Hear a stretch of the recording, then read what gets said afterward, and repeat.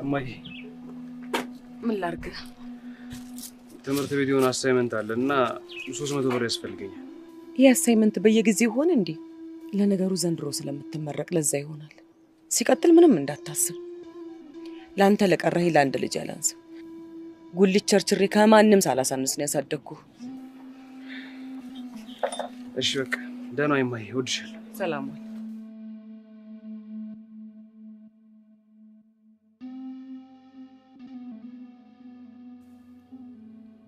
አሎ ቤቲ አለው እንዴ? ምንድነው እናንተ ሰዓት አይከበርም እንዴ?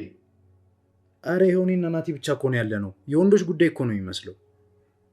አይ በቃ ዛሬ ሊደብረን ነው ማለት ነው። በዛሬ ቀን ፈተና።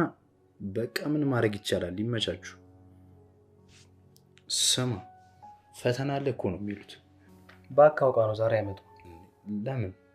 ምን ጥያቄ አለው? እኔ ከቤቴ ጋር ስለተደባበርኩ ብቻ መምጣት ደብሯት። በቃ አንተ ቤቲ ላይ አመረድክባት ማለት ነው። በእናትህ ላስታርቃችሁ ምናምን ብለህ እንዳገትተኝ። እኔ በቃ በጣም አስጠልታኛለች።